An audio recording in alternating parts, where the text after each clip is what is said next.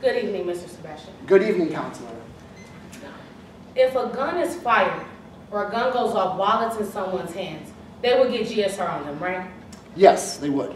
So no matter if they fired the gun on purpose or by mistake, if it goes off in their hands, they would get GSR on them. Well, what we find is that intentional acts and accidents tend to leave different GSR patterns, but they would both leave GSR, yes.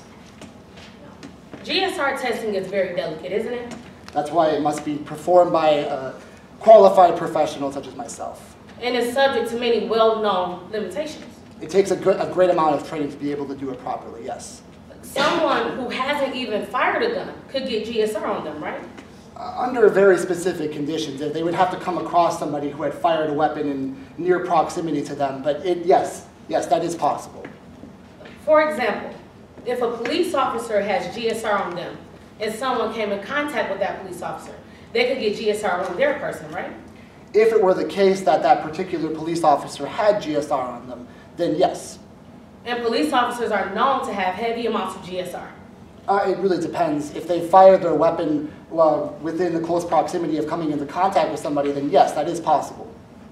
Generally, officer, police officers are known to have heavy concentrations of GSR.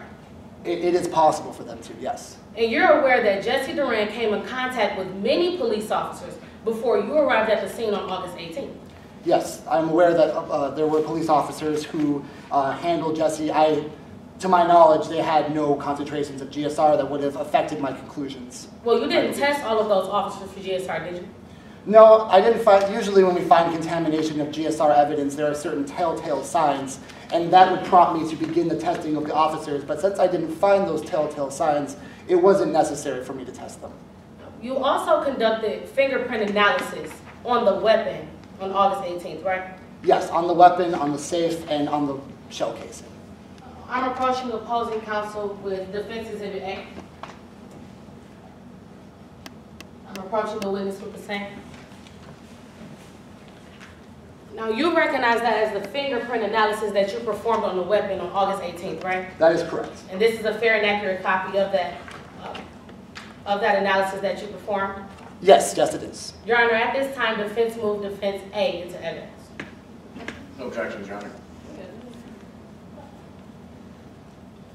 When you conducted your fingerprint analysis, you found fingerprints on the safe, didn't you? Yes, I did. And that safe had Sidney Park's fingerprints on there, right? It had Sidney Park and Jesse Durant, yes. Now, you also performed a fingerprint analysis on the gun. Yes, I did.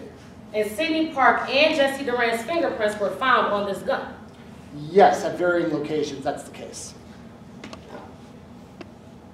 At point 1, that is where you found Andy Park or Sidney Park's fingerprint, right? That's correct. And at point 2, that is where you found Andy Park's fingerprint. Yes, that's correct. Point 3 is where you found Jesse Durant's right pinky. Yes, it would have been something like this. And at point 4, you found Jesse Durant's right index finger. Yes, that's correct. You're familiar with how a gun is fired, aren't you? Yes, that's correct. You know conclusively that at some point, Jesse Durant and Sidney Park touched the gun that you performed analysis on. In my field, we don't use the word conclusion. It's just in bad form. It's a matter of form, if you will. But I do know, and must clearly, according to this evidence, yes, they both put their hands on the exterior of the weapon. It doesn't really tell us anything about who did or didn't fire it. Officer Sebastian, yes or no? You know that Sidney Park and Jesse Durant at some point touched that gun, yes or no? According to this fingerprint evidence, yes. No further questions. May I approach and retrieve?